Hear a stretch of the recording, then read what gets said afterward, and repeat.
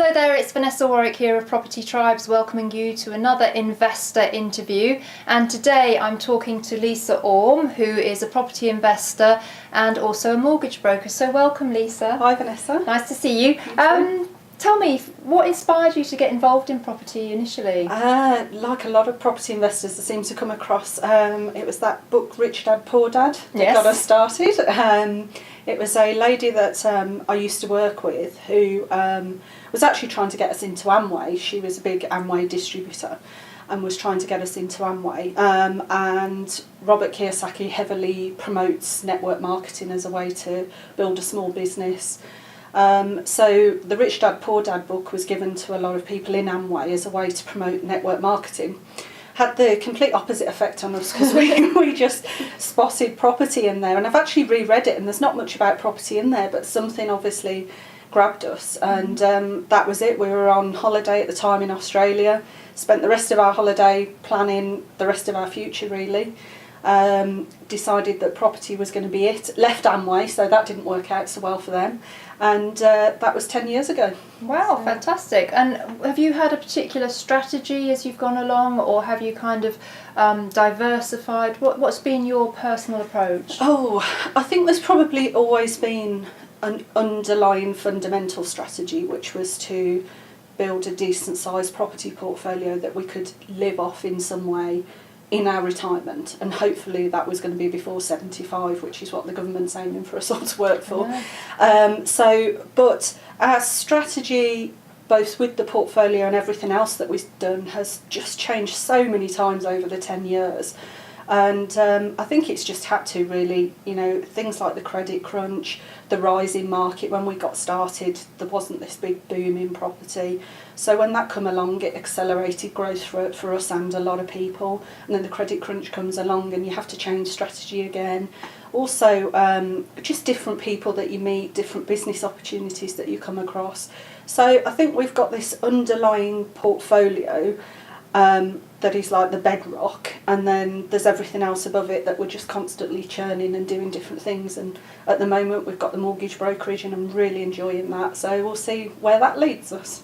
And is there one strategy that has worked particularly well for you that has proved to be fairly resilient to property cycles and changes? I think it would be really simple buy-to-let, single family or single couple lets to ordinary working class tenants who for a variety of reasons can't be homeowners, and that may be out of choice or being forced to, but people who are working, you have issues with job losses and things like that, but generally we haven't been that affected by it over the years.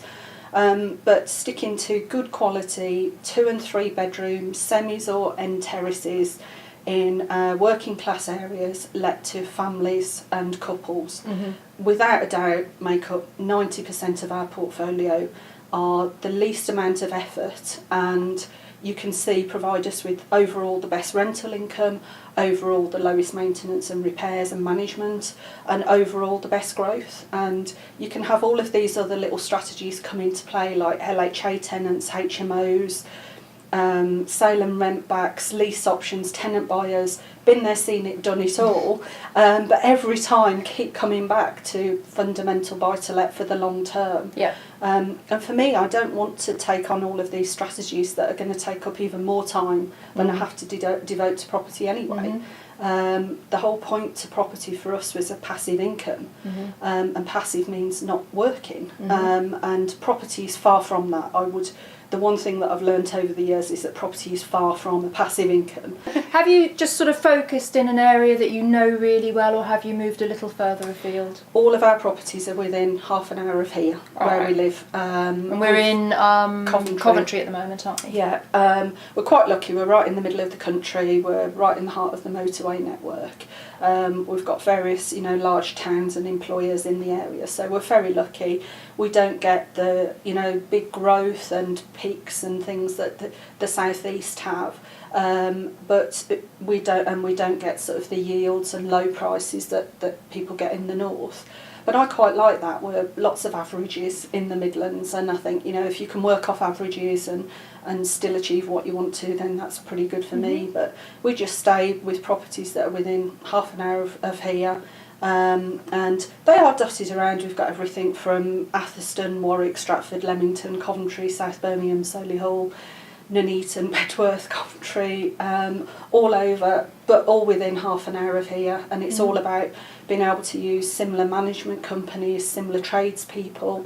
You do have properties trashed. Have you got builders and things that you can rely on? Yep. And again, it all comes back to nice, boring, simple, easy management, and not anything complicated. Now, I noticed that you said houses, not flats. Are you not are you like me? 'Cause I'm not. I'm not a fan of flats, as everybody knows. It's another area of experience has taught me a lot of things over the years. We do have a large number of flats, but as soon as the market picks up, the leaseholds are the ones I'll be offloading the quickest. And even if they end up being great growth, and interestingly, prior to the credit crunch and all the new build debacle, flats actually did have a higher growth rate than houses did. But I just find, again, it's all about ease of management and ownership versus the cost and time, and service charges. Ground rents aren't so bad, but Does bite into the cash flow. really bites in. And a bigger issue, I mean, okay, it offsets insurance costs and some external management and maintenance that you wouldn't have, but more than that, it's just the hassle with freeholders and management companies have been the biggest bugbear that I've found over the 10 years. And quite frankly, some of them are absolutely shocking, shouldn't be allowed anywhere near a property. And some of them are just downright crooks, you know, they get into that business deliberately to just try and rip people off. And there is very little legal support for leaseholders, unfortunately, despite all the Leasehold Reform Act and everything. And as a landlord leaseholder, it's even worse, because as an owner-occupier, you're in there, you can, you know, get together with the other owners and that sort of thing, but as a landlord you're very detached from it. And we've seen some shocking tactics from freeholders and management companies over the years. So we've got a couple of leasehold properties that effectively we maintain and insure the property, even though it's a leasehold. They're on long, you know, lifetime leaseholds, 999 years. Things like that are fine. We've got a couple of sort of ex-council properties that are very low ground rents, next to no service charges, and they'd probably be the last ones to go. But particularly some of the newer build ones that have been built in the last 30 years or so, those service charges and management companies are horrendous. So freeholds for me all the way now. No, totally subscribe to that. So if you had to give one tip to somebody starting out in property now, what would it be? Ignore the hype. I like that. It would have to be.